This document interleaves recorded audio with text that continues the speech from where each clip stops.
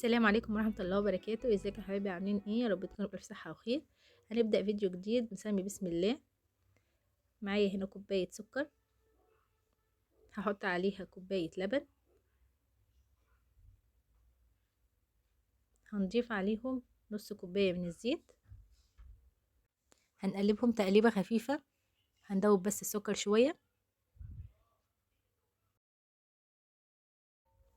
هنضيف كمان رشة فانيليا و3 معالق من الكاكاو الخام. احنا هنعمل كب كيك بالشوكولاتة. فالكاكاو الخام هنا هيعزز الطعم غير الكاكاو المحلى. هنعمل وصفة سهلة وبسيطة ان شاء الله تعجبكم. عندكم اي عيد ميلاد، يعني وصفة سهلة وبسيطة في ربع ساعة بالظبط هتكون خلاص يعني عملتيها واستوت. احنا هناخد الخليط ده كله هنحطه في الخلاط وهنبدأ نضربه، هيطلع لنا صوص شوكولاتة ممتاز جدا، طعمه حلو قوي.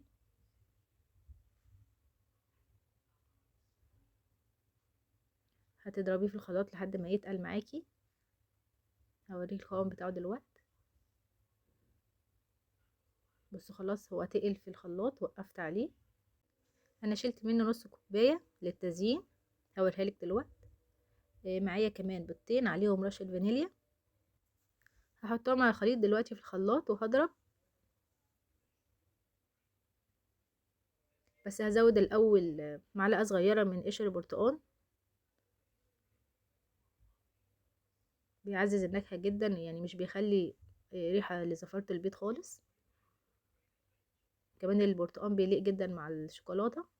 ودي نص كوبايه من الصوص اللي احنا عملناه، شايفين تقيل وجميل ازاي. هنزين بيه في الاخر.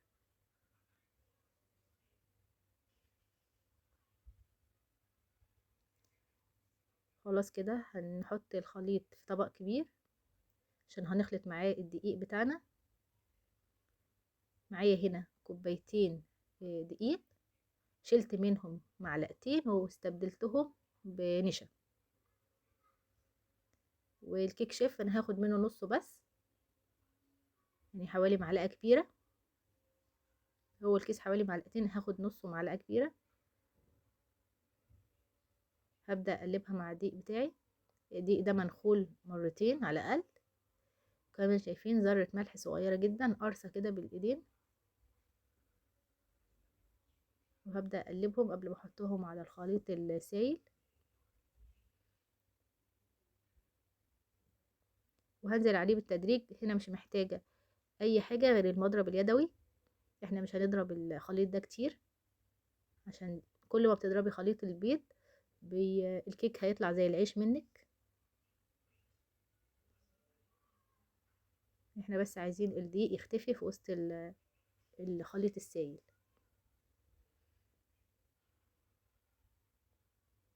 اللهم صل وسلم وبارك على سيدنا محمد وعلى اله وصحبه اجمعين. ما تنسونيش يا حبايبي من صالح الدعاء لعل الله يستجب لكم.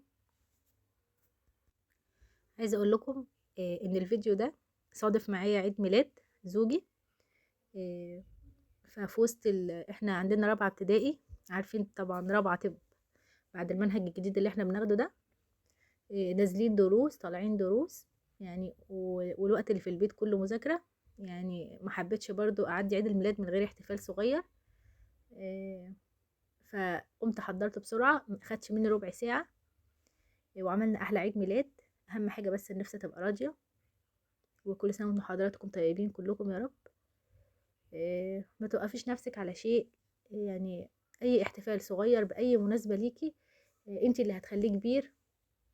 مش مهم الامكانيات، مش مهم اي حاجه. يعني انا عندي كانت الحاجات دي موجوده كلها في البيت، يعني حتى ما تكلفتش اشتري اي حاجه. بيضتين على كوبايتين دقيق، وكان عندي كيس البيكنج باودر، والفانيليا موجوده في البيت، كاكاو. كلنا في الشتاء بنحب الكاكاو، هتلاقي يعني اللي ما عندهوش يشتري. يعني الكاكاو جميل يا جماعه، الكاكاو بتعمل سعاده في البيت خصوصا في الشتاء. وهنا انا نقلت الخليط بتاعي في حاجه ليها بوز عشان اعرف اصب الخليط في الاكواب بتاعتي. انا هنا مش هملاها على الاخر، انا مش عايزاها تعمل بومبيه عالي، عشان لو عملت بومبيه هتسيح الصوص لما احطه من عليها. انا عايزاها لما ترتفع في الفرن يا دوبك تجيب اول الورقه بالظبط، الاكواب الورقيه بالظبط، عشان تقدر تشيل معايا كميه صوص حلوه. لو مش هتحطي عليها الصوص يعني زودي شويه، لان الارتفاع ده بيبقى شكله حلو جدا لو هتحطي من فوق شوكليت شيبس او اي حاجه تانية. انا هحطها في الفرن، هي يا دوبك هتاخد مني 10 دقايق بس، ما بتزيدش عن كده، حراره متوسطه على في الاوسط.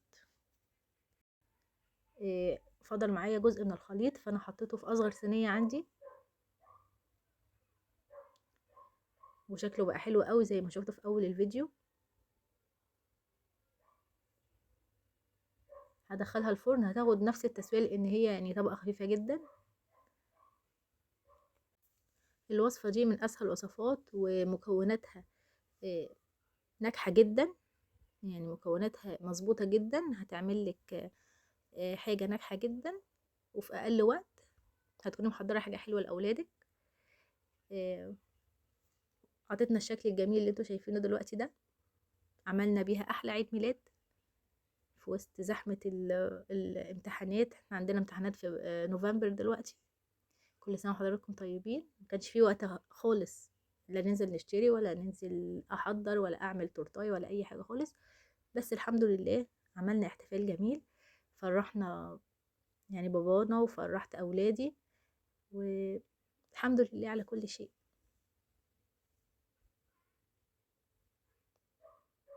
ده المنظر النهائي، وده كان احتفالنا. يا رب كلكم ربنا يسعدكم ويحليها يا رب في عينيكم دايما. اي حاجة في ايديكم، اهم حاجة القناعة. كل سنة وحضراتكم طيبين. يا رب يكون الفيديو عجبكم، فكرة بسيطة وشاركتكم معايا اجواء يوم جميل قضيناه انا والولاد وبابانا.